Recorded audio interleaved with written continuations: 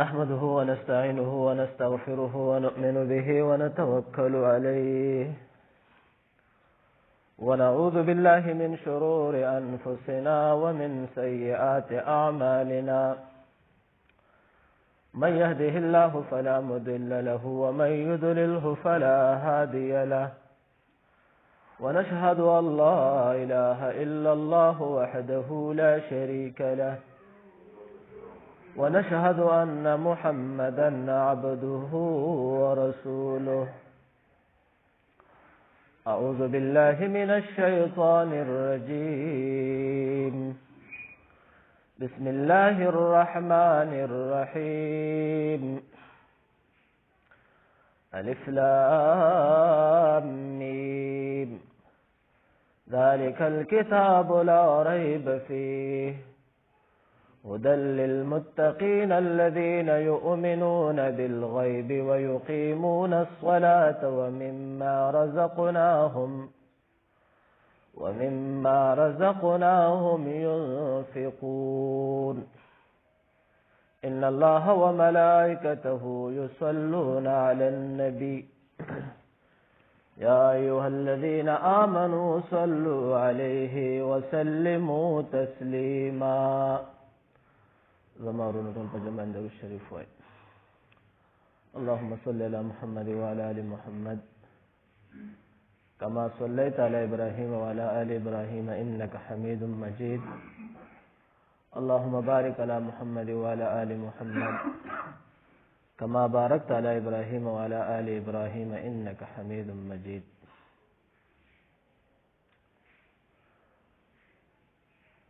ما تاسو ته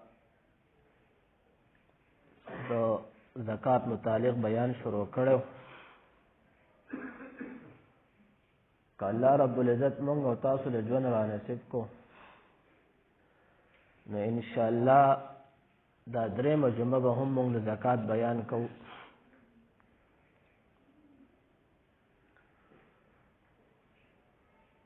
زکات د اسلام یو رکن دی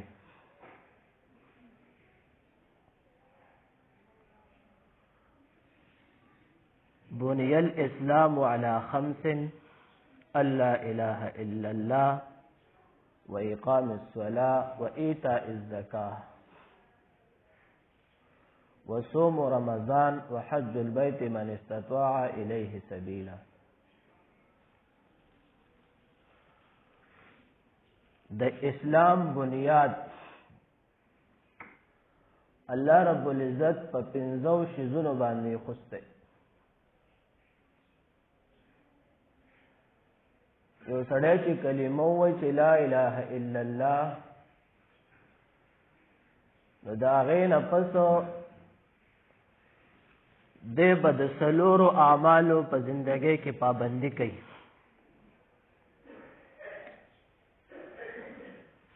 منی بیم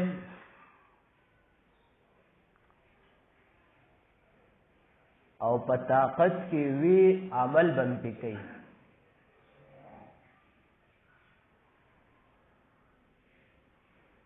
لاولنه رکن پدې کې ذکر کېږي و اقام الصلاه ذم رکن ذکر کېږي و ایتاء الزکاه دیب ورکې زکات دریم رکن ذکر کېږي و صوم رمضان طاقت د رمضان وو د رمضان روزه بنسي که طاقت نه لري فدیه به ورکړي څلورم رکن ذکر کېږي وحج البیت من استطاع الیه سبیلا د دې د لارې د بدني طاقت او مالی حالات خو د ددر ضرورتو نه اضافه د سره مالک نصاب دی جوړ او د حج طاقت و نو دی به حجم کوي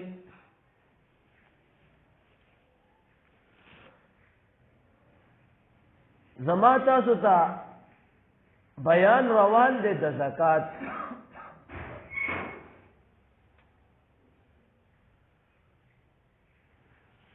تاسو ته ما ویلو چې په 5 شیزونو کې زکات فرض دی.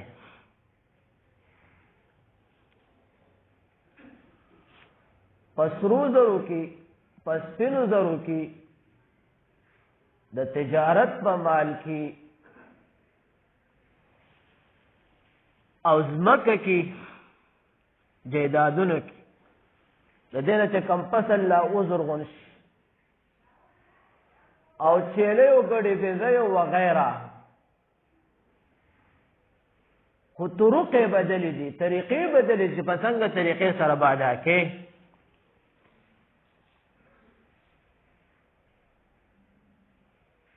تیر شوی جمعة المبارک په ورځ باندې ما تاسو ته د سرو زرو او د سپینو زرو بیان کړو.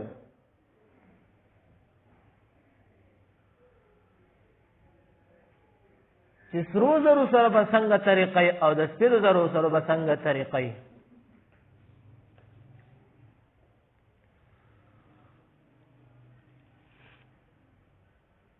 دریم نمبر تاسو ته ما د نقد رقم بیان کو. تیر شوی جمعة المبارک ورځ ذکر کو خو ومې نه رسو.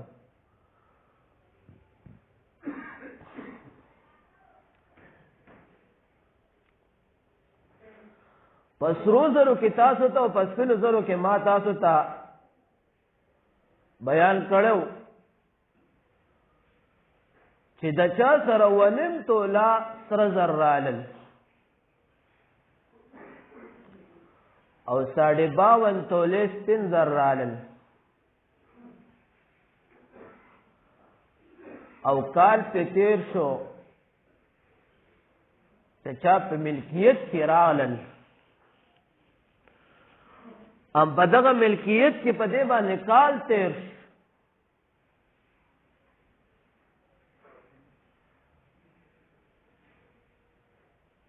ذریات قید پکې مای نشتا چې د ذریات ویو او کله د ذریات نه، زکات پتی ادا کوي.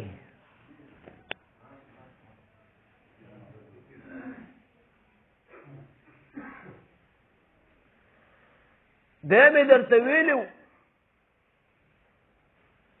چې نغد رقم د چا سره رالل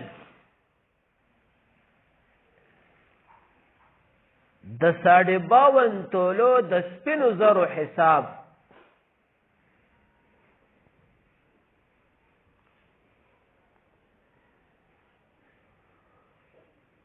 او په دې باندې کال تیر شو.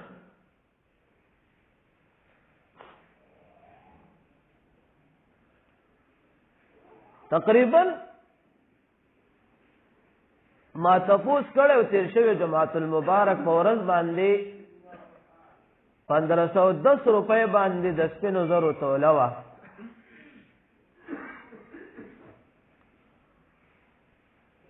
نو دا څه کم 80,000 جوړیږي. احتیاط په بنا باندې 80,000 جوړیږي. سړی احتیاط وکړي. یو سړی د 80,000 مالک شي، د دې په ملکیت کې 80,000 روپۍ راغلي.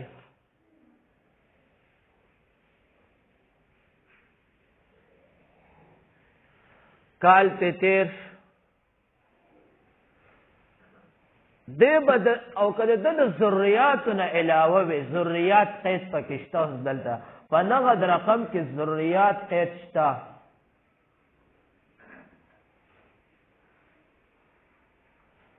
دې بد دې نه زکات ادا کوي. په دې مال کې زکات فرض.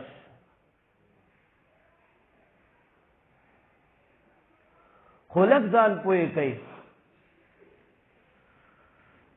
مونږه پښتانه قوم وسره روانه د رجب میاشته کې دې شي په دې بل هفته کې شي. یو درې څلور پنځه ورځې پکې شته. را روانه د رجب میاشته، نو د رجب په میاشت کې مسلمانان زکات ادا کوي. د خیبر پښتونخوا خلک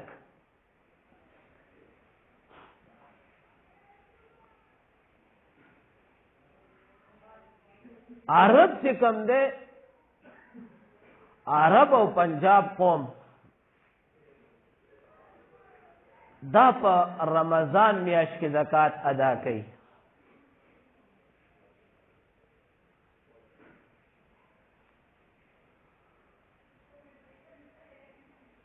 لازم په انسان باندې دا نه ده چې ته به خامخا د رجب په میاشت کې زکات ادا کړې.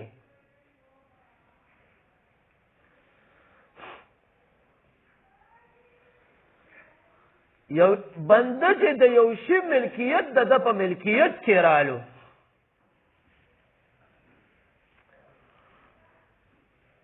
هغه که د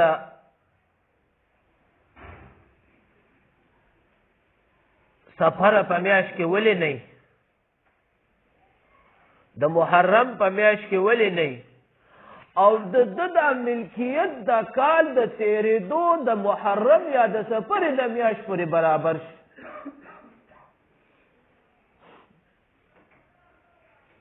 ګورې دی به بیا د رجب میاشت ته نه ګورې چې د زکات میاشت را روانه ده او بیا به زه هلته زکات ورکوم.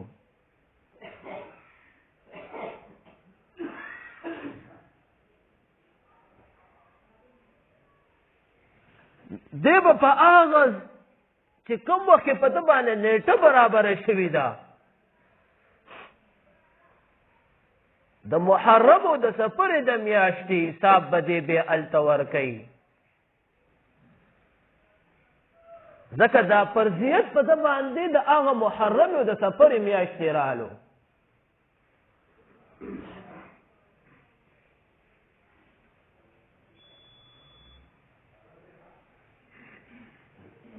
په اسلام کې 4 میاشتې ډېرې معززې دي.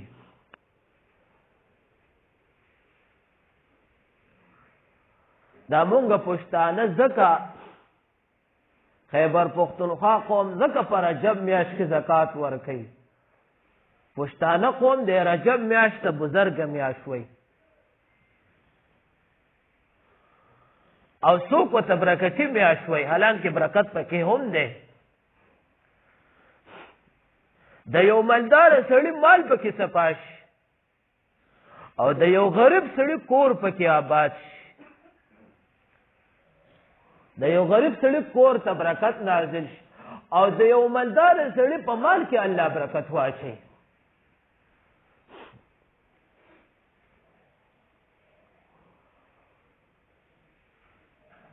یو د رجب میاشت د نبی صلی الله علیه وسلم معراج واقعه د الله سره په ملاقات کې دا هم په 27 رجب باندې د الله سره ملاقات شوی. دا هم په دې رجب میاشت کې و.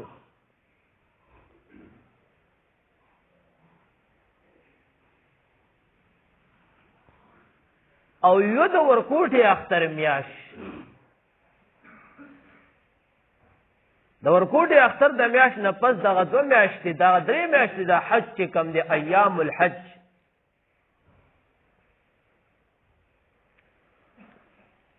نو دا په مخ کې د زمانې نه د نبی صلی الله علیه وسلم د زمانې نه وړاندې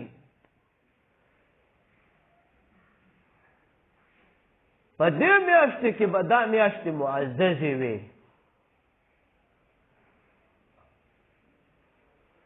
د کفارو به مخکې یو بل سره ډېر زیات جنګونه کول.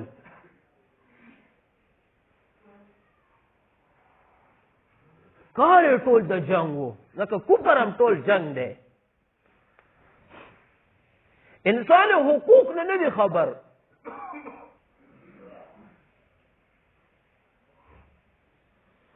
اوس خو د مسلمانانو سره د جنګونو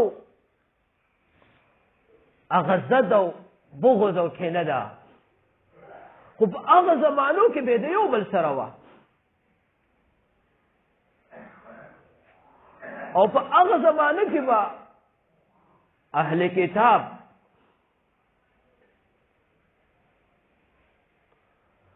اهل کتاب او مشرک په یو بل سره جنگېدل.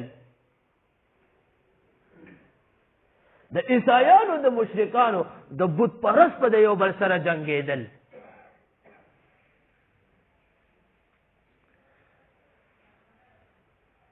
یوشتمه سپاره کې الف لام میم غلبت الروم فی ادنى الارض وهم من بعد غلبهم سيغلبون. رومیان په هغه زمانه کې عیسایت په مذهب باندې و. کسرا ایران علاقه به ورته ویله، دیو به د ورونو عبادت کو، د ور دې ته به کسرا ویله. د مکې مشرکانو بعد د بوتانو عبادت کو.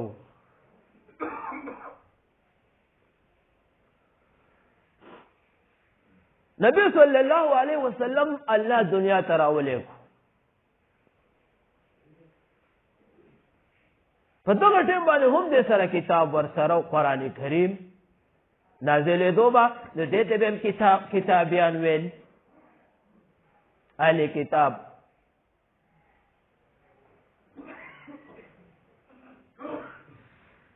روم په هغه زمانه کې ډېر په غلبه کې و.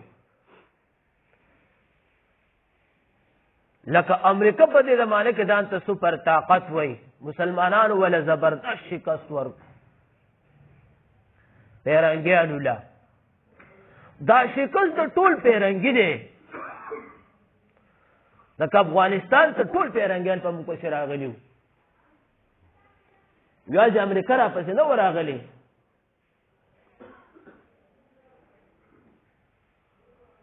روم په هغه زمانه کې ځان ته یو طاقت ویل، او مکه او مدینه دا سټیټ نو دې باندې بچا باچاهیم نه غوښتله. کسرا سره کسرا یو سټیټ ریاست و، دا کمزوري. نو د روم او د کسرا په منځ کې به جنګونه کېدل. کسرا والا ولګېدل، په روم حمله وکړه. چې په روم حمله وکړله نو رومیانو مقابله ونه کړه. رومیان داسې کمزوري کړل، مکې والو خلکو د مسلمانانو د خفګان دپاره، مسلمانان حالانکې خفه شو چې عیسایان زمونږ ورونه اهل کتاب دي او مونږ هم اهل کتاب یو. د دیو دا شکست دا ښه ونه شو. د مکې مشرکانو په هغه زمانې سره به دا وي چې مټایانه تقسیمول شروع کړل چې زمونږ ملګرو فتح حاصله کړه کسرا والو. خوشحالي مناوهله او د مکې د نبی صلی الله علیه وسلم ملګرو له خفګان ورکو.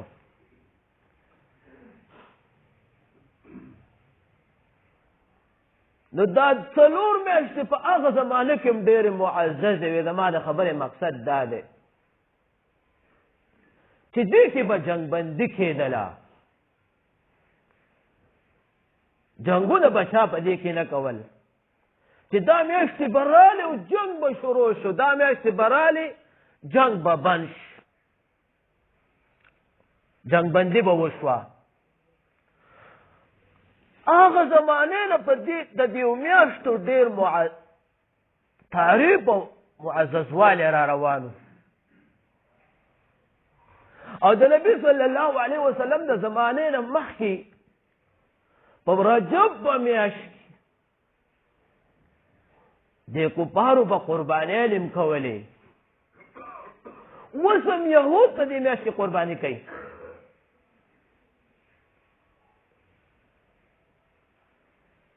ځکه یهود په کال کې 4 پیرې قرباني کوي او په ځان باندې فرض ګڼي. یو دا میاشته عیسایانو هم په دې میاشت کې قرباني کوله په هغه زمانه کې.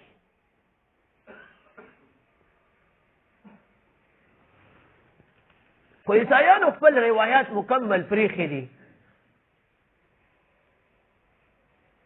هغه چې کوم روایت دي هغه مکمل ختم کړي دي ځکه يهوديانو په خپل چال خور کړي دي ځکه مقابله په هغه زمانه کې د يهود او د عیسای نصارا و د یو بل سره دا ټول ځان ته اهل کتاب ویل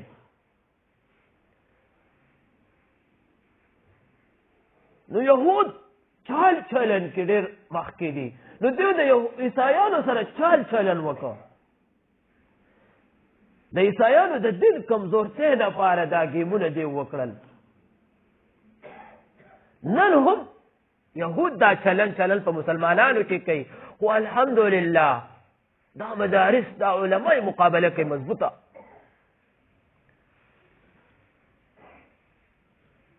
لاول به دا بری صغیر چې کوم وخت د پیرنګي سره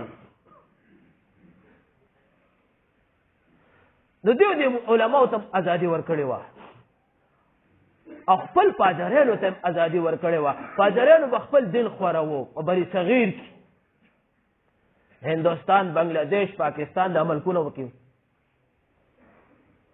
علماء به مقابله کوله حکمراني د هغې وه د پیرنګیانو وه دا دیوبند مدرسه چې کومه ده دا په مقابله د پیرنګیانو مقابلې ته راوتې ده هغې خپل علیګړ کالج راوویستو علما ورته دیوبند په مقابله کې راوویستو الان کې د هغې سره ریاست ورسره و دیوبند زمونږ او ستاسو په زکاتونو په خیراتونو چلېده خو مقابله یې وکړه نو مخکې به پیرنګي دا ګیم کوو چې په خپله جامه به مسلمان بدناموو مسلمانانو به مقابله کوله نن پیرنګي د مسلمان په جامه کې خپل کس راوچت کي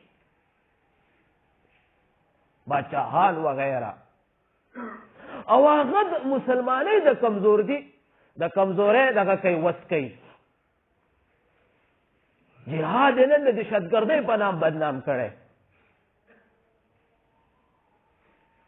مبلغین حضراتو ډېر کوشش دی د اسلام خپل همت کوي لګیا دی سعودي عرب په مبلغینو باندې پابندي ولګوله اوس په کفر راوچتېږي پابندي به لګوي چې ستاسو خپل ملکونو پې ولګوله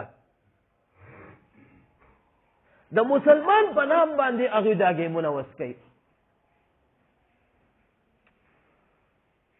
اوس هم یهودیان په دې زمانه کې قرباني کوي په رجب میاشت کې نو موږ مسلمانان د رجب په میاشت کې زکاتونه ورکوو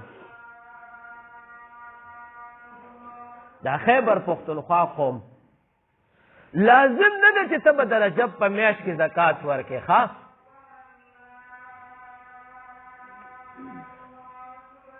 څلور میاشتې دا ډېرې معززې دي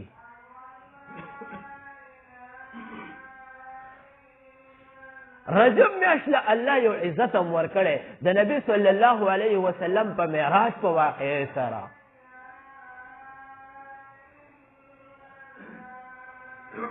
او حالان کې بزرګه میاشت هم ده دا پښتانه ورته بزرګه میاشت وایي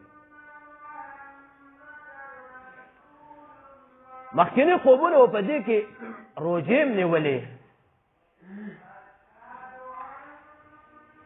هغه په خپل ځای باندې بیان دی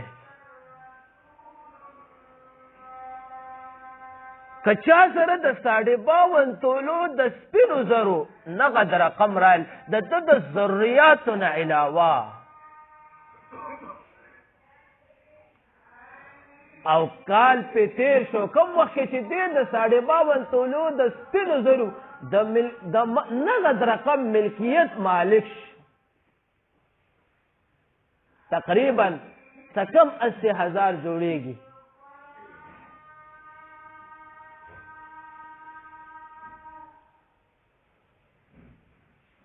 نو په دې او کال په دې مال د ده د ضروریاتو نه علاوه تیر شوي جماعت المبارک په ورځ ما یو خبره کړې وه چې د سرو زرو د سپینو زرو ضروریاتو نه علاوه هلته پکې ضرورت نشته دا شی تا سره موجود و سره زر یا سپین زر ځکه سره زر 7.5 تولې دا تا سره موجود رالل نو دا خو الډ د ښځې زینت دی کالي پې جوړئ نو هغې به ته بیا زکات ورکوي نو دی به نه وایي چې زما ضرورت دی 52 تولې سپین زر دی نم کالي مالي دا هغه جوړېږي دا که دې کې ضرورت وي او که ضرورت نه کال پې تېر شي وجب الزکات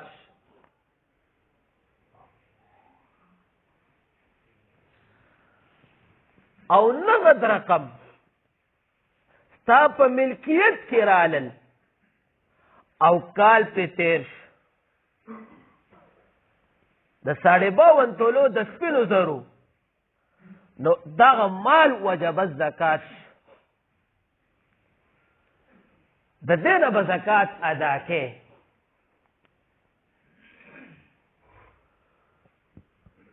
وس چا سره 52 تولې سره زر دي 52 تولې سپین زر دي یا 7.5 تولې سره زر دي د سره نغد رقم نشتا دی به څه کوي علما لیکي چې د دې نه به خرڅوي دا زکات حساب به ترې خرڅوي او بیا به دا سره زر کنورټ کېږي سپینو زرو ته په نغد رقم سره 400 روپۍ کې به ترې بیا 1 روپۍ زکات وباسي دا سره زر او دا سپین زر دا دواړه به کنورټ کېږي نغد رقم ته نو بیا به په 400 به پکې 1 روپۍ وباسي اوس چا سره په باندې 2 تولې سره زر دي او نغد رقم نشتا یا کور کې داسې خوارج شیزونه نشته چې د ده د ضروریاتو نه بار وي هر شی دی د ده په ضرورت کې وردننه دی دې صورت کې په ده زکات نشتا علماو لیکلي دي چې دا که 2 تولې سره زر چا سره یا 3 تولې سره زر د دې متأخرینو علماو رایه دا به د سپینو زرو ته وړلی کېږي دا سره زر که د 52 تولو حساب رال نو زکات به ورکوي دا د متأخرینو علماو رایه ده خو بهتره دا ده چې د سرو زرو د خپل حساب ورکړی شي ځکه نن زمانه کې 1 توله سره زر دا 1,29,000 څه دبره 300 روپۍ دي او 52 تولې سره زر سپین زر دا 80,000 روپۍ دي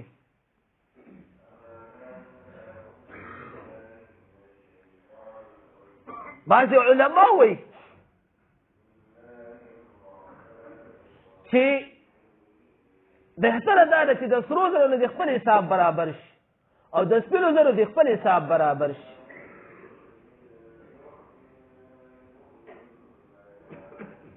خو یو سړی که ډېر احتیاط کوي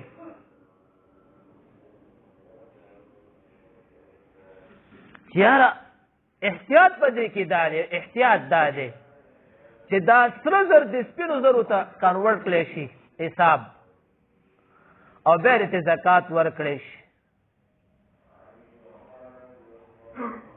د حکم نه به بچ په حکم به عمل لا شي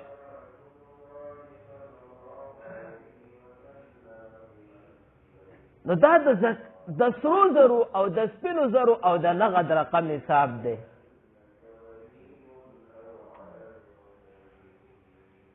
انشاءالله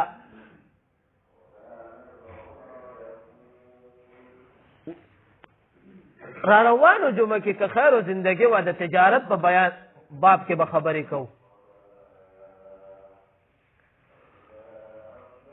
دا مسائل په تاسو ته ټول انشاءالله سامنے کړی شي، ځکه چې تاسو په ذهن کې به ډېره اشتباهي تا دا ما نه ملګري بیا تپوس هم کوي. د څلور پنځه جمعې انشاءالله دا بیان نو ستاسو دا مسایلو پکې الله حل کړي. نو چې په چا باندې زکات واجب شوی نو هغه دا مسایل چې واوري نو بیا دې ادا کړي. څلور پنځه جمعو کې انشاءالله الله به کلیر کړي. نو رجب میاشت پکې قید نشته. خبر مې د مقصد دا و چې ته به ځان لازم کړي چې د رجب په میاشت کې به زه زکات ورکوم. ته زکات په هره میاشت کې ورکولی شي. کوم وخت چې ته ملکیت ته د یو مال ملکیت ستا په دغه کې رال ملک کې رال کال پرې تېر شو که په هره میاشت کې نو دا د سرو زرو او د سپینو زرو او د نغد رقم حساب ورکو به بیا چاله. دا خبرې پاتې دي. ضرورت څه ته وایي دا خبرې پاتې دي. نو الله دې په مال او تاسو ټولو مسلمانانو د عمل کولو توفیق را نصیب کړي. واخر دعوانا ان الحمد لله رب العالمین.